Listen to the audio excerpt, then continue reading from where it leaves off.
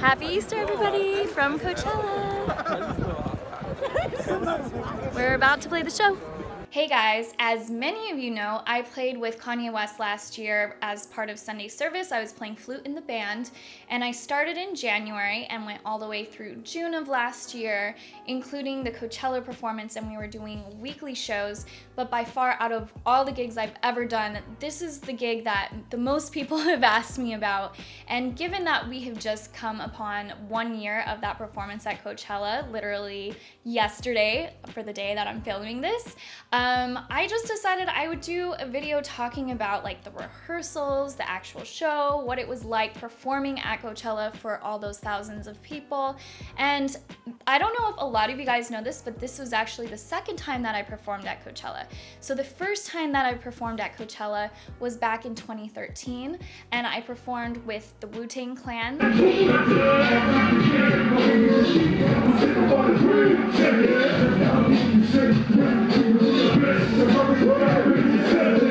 I was at USC at the time. I was in the very last, couple months of my degree program in my last semester there. And so I received the call probably a couple weeks before Coachella. And so that was pretty crazy because I had never attended Coachella before, and I was so excited, obviously to be playing with such an iconic group as Wu Tang, but also to just get to go to Coachella and experience it. One thing I didn't realize is I just thought, oh, I'm gonna get to go to Coachella and experience the whole thing. And a lot of times as an artist, it just kind of depends like what day you're playing and what time you're playing. Like, are you playing earlier in the day or are you playing at night? But in my situation, I think our show was at 8 o'clock. So it was I think it was 8, pretty sure. 90% sure it's 8 o'clock. But anyway, it was later in the day. So because of that, we didn't get to really see much of Coachella, which I will go into later. But how did it all go about? How many rehearsals did we have? Well, for that particular one, every single performance and artist and group is very, very different in terms of how much rehearsal time they have. Are you having a dress rehearsal or sound check at Coachella? There's just a lot of differences just depending on the management and the artist. So with Wu Tang, we had one rehearsal and it was in Los Angeles. We had probably about 20 musicians. It was string section, a brass section, 2 flutes.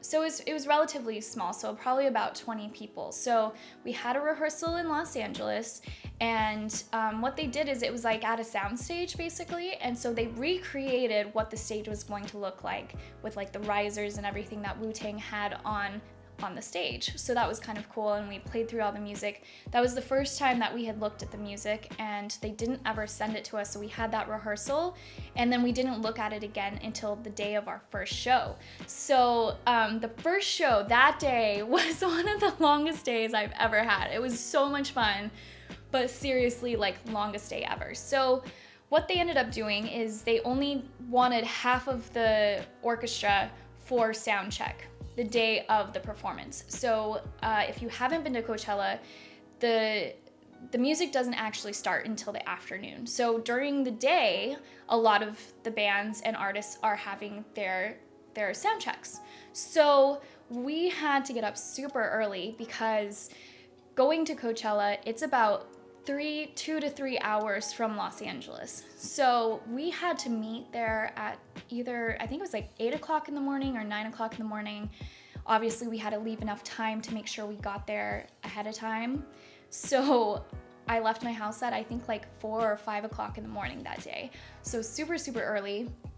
So anyway, we only had half the orchestra there. So we went to the hotel that Wu Tang was staying at, and then we all met there, and then they were putting us in a bus, just one bus, to then go to the festival grounds, because they don't allow just anybody to just drive their car, obviously, onto the festival grounds. So this is where things got kind of crazy and really fun. This is one of my most memorable experiences from any gig ever. So we were going into the bus, and there wasn't enough room in the bus for everybody. And so they were like talking about like, oh, like we might need to get another bus for all the musicians. And then one of the people who was in charge, RZA, which is like the leader basically of Wu Tang, was there, and he had his limo, and one of the guys working, there were three of us girls, three of my friends that I went to Colburn with, actually, two violinists. One was actually one of my freshman roommates, which is crazy. He went to RZA and just was like, oh, can these guys ride with you? And then I'll go with you too. And he was like, yeah, sure. And so we ended up riding to the festival for soundcheck in the limo with RZA. But anyway, so we go to the festival grounds. The buses, we all had to go together. The bus and the clan members, and then the limo that we were in, we all had to get there together in order to be let on the grounds. We got kind of lost at some point. Anyway, we get there. The crazy thing is, the security is super, super tight, as it should be. But we get there, and the driver of the limo didn't have an artist wristband. And in order to get into certain areas, there are different levels of bands that you would have to have. And he didn't have an artist wristband, and so they weren't going to let him in. RZA rolled down the window, was like, I'm here, and they're like, I'm sorry, you're going to have an artist wristband. He's like, I'm late for sound check. And they were like, I'm sorry, you're going to have to get an artist wristband. So we had, I don't know the coordination, but they had to go find one in one of the vans, and we finally got in. We did our sound check at Coachella. Great. So then we went back to the hotel. Our sound check, by the way, was probably at like maybe 10 a.m., 11 a.m., something like that, before the festival started. We go back to the hotel, which I should mention, a lot of people just kind of use these words interchangeably for being the same place. Indio, Coachella, Palm Springs. Palm Springs to Indio, which is where Coachella is held, is actually about like 40 minutes to an hour away. So they were staying in Palm Springs. So we went all the way back to Palm Springs, and we just hung out there that day. We had a lunch. It was the entire band, the orchestra that was there, and we were just going over notes for the music, and we were just having lunch together, which was a lot of fun. And, all the band members were super, super nice, and we're all just kind of hanging out. So that was a really fun experience. So we hung out all day, and then we ended up going back to the festival. The rest of the orchestra carpooled and got to the hotel, and so then we all took a bigger bus this time. I did not ride in the limo twice, just once. But anyway, we get to the festival, and if anybody was at Coachella that year in 2013, that first weekend, there was a major sandstorm, and it was insane. Like, I will go into it more later, but oh my gosh, it was crazy. Like, literally, people were all having to wear masks because there was just so much just sand flying everywhere. People were at nighttime wearing their sunglasses because, like, you're getting all the sand in your eyes and everything like that. So a lot of people during the performance were actually wearing sunglasses because, like, they didn't want sand in their eyes. By the time the end of the show got done, I had my case on stage with me, my flute case. I literally had this much sand on top of my flute case. I kid you not, there was so much sand. A lot of people's instruments had to get major overhauls. String players had sand inside of their instruments, and unfortunately some people did bring like their good instrument with them. So luckily I had brought it back up with me. But the show itself was so much fun. There were so many people, and this was the first time in my entire career that I actually did a concert that, like, the audience was actually responding to what you were doing. So, to give an example, before the show started, there was a photographer on stage, and so they had the orchestra on two sides. They had the strings on one side, and then they had the winds and brass on the other side. And the photographer told us to do the Wu Tang sign and for the picture. And so we did it, and then the audience did it back to us because I think they thought we were doing it to them or whatever. But it was just such a cool experience, especially being a classical musician, because the only time you get interaction from the audience usually is at the end of a piece, like clapping at the end of the piece. And that's like the only time that they're actually interacting with you. So that was just really, really, really cool. And, just having the entire, group performing right in front of you was just a really awesome experience, and just, thousands upon thousands of people right in front of you watching, and the audience had so much energy, as you can imagine, especially with Wu-Tang, and it was just so much fun. And one tidbit that is really interesting, actually, so in the middle of the show, they at one point put these beach balls that had the Wu-Tang logo on it. They threw them out into the audience, and they're like these massive, like huge beach balls. And like the audience is just throwing them up in the air, and it looked really cool from stage. But I distinctly remember seeing a hula hoop that somebody had, like a lot of people at festivals have hula hoops. They held it up and a ball went through it. And I was like, that is so crazy. So flash forward, so that was the spring of 2013. In August of 2013 is when I met my now fiance, and he went to that first weekend of Coachella, and he was at the Wu-Tang set. So he was with a group of friends, which are now my friends, and one of them actually had a hula hoop, and her hula hoop was the one that the ball went through. So it's just like a crazy small world, and so he got to see one of my performances before we ever knew each other. So that's kind of cool. One thing that I thought was also really cool about Wu-Tang was that when I was in the limo with RZA, one thing that he said, he was, talking to us and one of the people who was in charge that was in there with us, he was just talking about having the orchestra and the decision to have the orchestra there. And apparently they were deciding between having some animated robot on stage and the musicians, and RZA was like, no, we're having the musicians. And I thought that was so cool that he prioritized the musicians than some robots. So I thought that was a really cool thing. But anyway, the show was just super, super fun. Afterwards, though, that was not so fun because, we got done pretty late. They loaded up they were loading us into the bus. Then we went to the hotel, and then everybody had to, carpool back home. And like I told you, there was a sandstorm. And this sandstorm was terrible. So I was going back with a couple of my friends, and I was not driving. And it literally looked like a blizzard that you could barely even see the car in front of you. I had grown up in Utah, so I knew how to deal with, limited visibility due to an actual blizzard, not a sandstorm. But the person who was driving hadn't, so we pulled over and I drove. The sandstorm was so bad that a lot of people got back to Los Angeles, and they had, their paint job on their car was completely ruined and had to get their cars fixed because the sandstorm was so bad. But by the time we got home, it was 2 or 3 o'clock in the morning, and it was just the longest day, and I was so exhausted. I remember staying awake during that car drive was just absolutely brutal.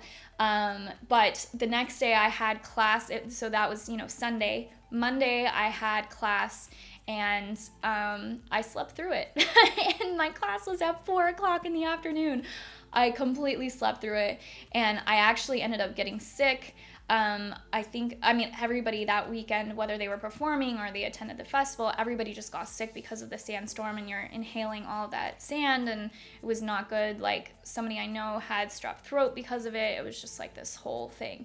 But luckily, most of us had recovered by the next weekend. And by the way, I forgot to mention the first weekend, we didn't see any shows whatsoever because we literally got there pretty much right before the show, and they had us hanging out in a trailer that they had designated for us.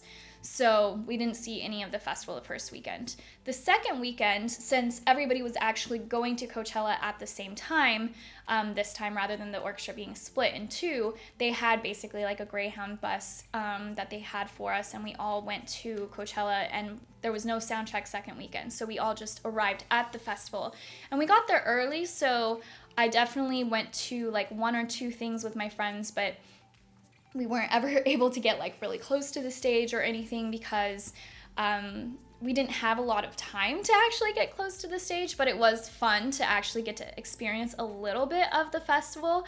The set that was before us, which to be honest, I don't remember who it was, but the set before us at Wu-Tang, because we had artist wristbands, we were able to go up to the very front of the stage, and it was really fun to experience it in that way.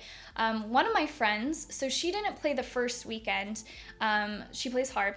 the first weekend, the harpist after that, I don't know what happened, but they weren't playing the second weekend after the first weekend. I think they were just kind of like, I don't want to do this again, which I don't blame them, because honestly, it was super brutal with the windstorm. Luckily, the second weekend, great weather. So my friend ended up being the new harpist, and she had to drive separately from the bus because she had to transport her harp herself.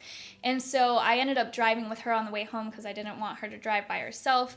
And because after the show we were able to do whatever we wanted, we got to actually go watch the Red Hot Chili Peppers. So that was a lot of fun. And overall, playing with Wu Tang was like such a fun experience, and they were all super, super nice and personable, and it was a really, really great experience. So that was back in 2013. And then flash forward to last year.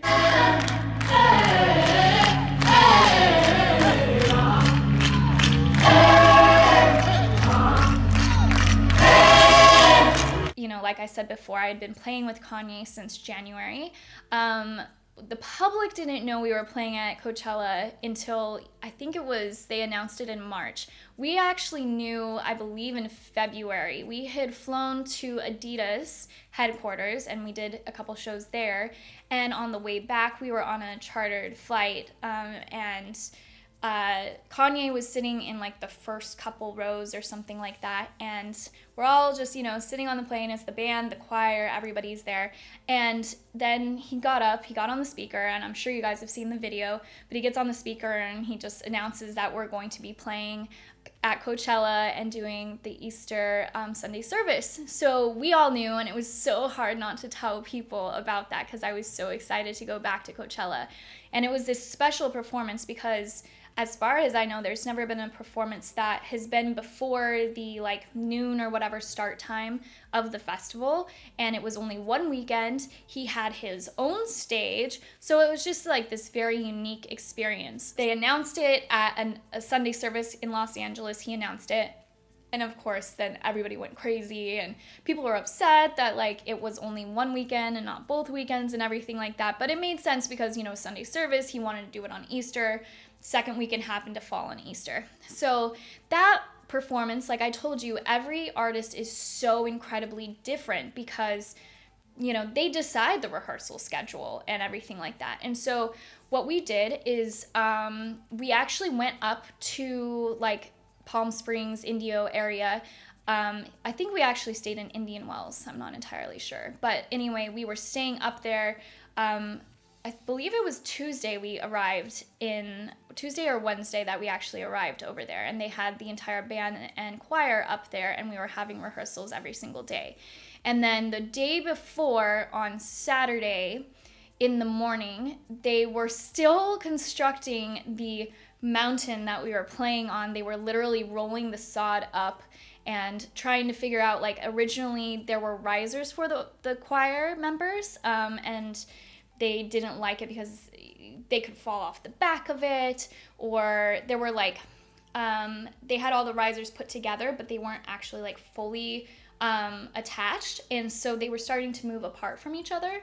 And so it would have been very easy for one of the choir members to accidentally step in there and break their ankle or something like that. And so they were trying to figure out, okay, where are we putting the choir? And so they ultimately decided, if you haven't seen the performance, there's this big mound of dirt that they put grass over, and there's kind of two tiers. So it goes up, and then it kind of caps off right here, and there's a flat spot, and then it goes up again, and then there's a flat spot on the very top, which is where we were. They put the choir on the bottom section. Originally, they were going to have that for I think VIP people to sit at.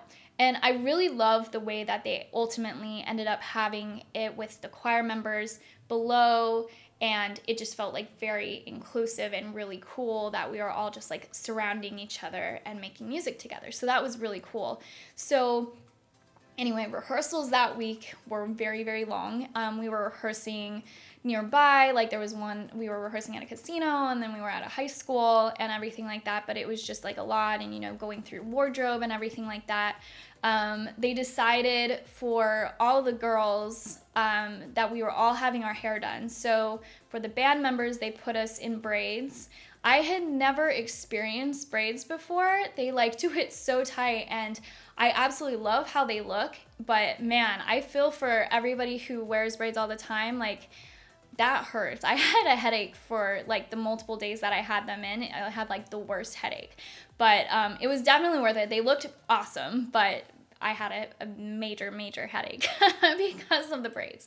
But a lot of the choir members, they put in wigs that like the hair went all the way down to like almost the floor, and it was really cool the way that they ended up doing that.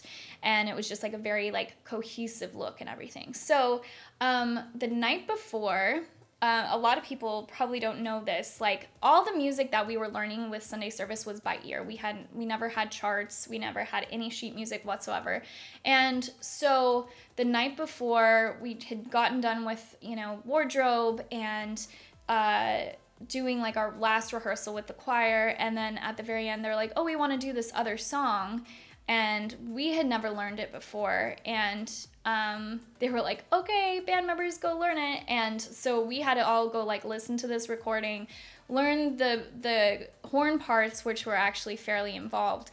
And so we had to go learn that. And this is like 11 o'clock at night or something, the night before, something like that. We get back to the hotel. It was either 3 or 4 hours to sleep. We had to get up, and then they had the buses ready to take us to Coachella, so to the grounds. And so we got there. We got ready, went through wardrobe and the whole thing at like, I think we left at 4 o'clock in the morning. It was either 3 or 4 o'clock in the morning.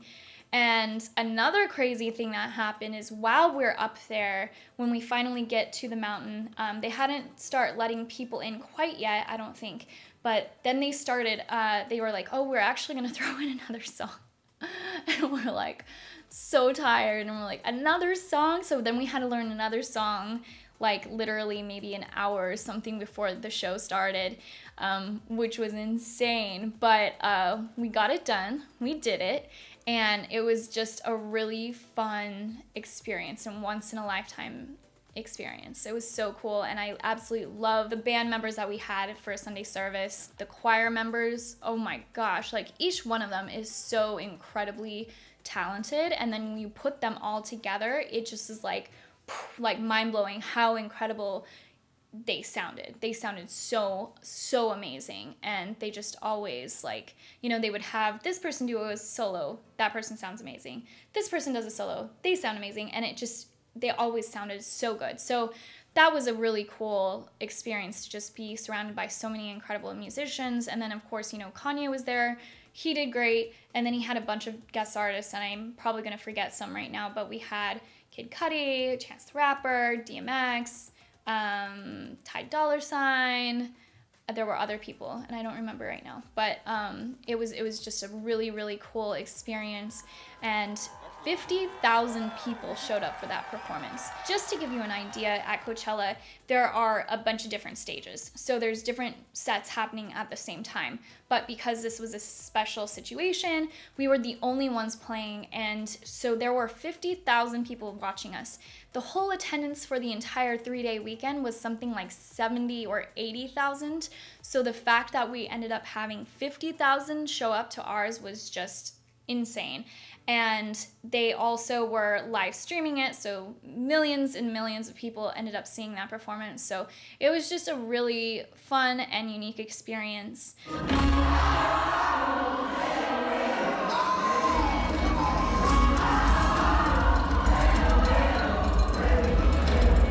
Literally the next day afterwards, I went to Italy, so that was something. And that was not work related. That was just a vacation. I needed a vacation after that week because, oh my goodness, that was just a lot to learn, and to, it's exhausting, honestly. Every time you go to Coachella, it's just really exhausting because you're just putting in so much work. The driving time between, just playing a show like that is pretty stressful, and the conditions are not like the easiest to deal with, just because you are dealing with the sand. You're literally in a desert, and you don't have the greatest bathrooms to go to, and it's not like the most comfortable thing in the world, but it's worth it for sure. Don't get me wrong, it's definitely worth it. But I was so excited to get on that flight the next day and sleep, and I was just like, oh, this is so nice. Like, I don't have to think about anything right now other than going to Italy and eating pasta. But anyway, let me know what you thought about this video. If you have any other questions about what it was like to play at Coachella. It was, honestly, both experiences were very different from each other, but very, very fun. And I am just very thankful that I have had those experiences in my career, you know? And I hope that there are more. We'll see what happens. Maybe there will be a part 2 to this someday. Obviously, there was no Coachella this year. Well, they're postponing it till the fall, but we'll see what ends up happening with that, if they're able to still hold it. But anyway, someday, maybe there will be a part 2 to this video. Anyway, again, you have any questions, leave them in the comments below. Thank you so much for watching. Make sure to subscribe to my channel. I will be putting out new videos at least once a week, if not twice a week, about a lot of different subjects, teaching you about the flute, doing more of these real talks, and make sure to also follow me on Facebook and Instagram, and I'll see you then.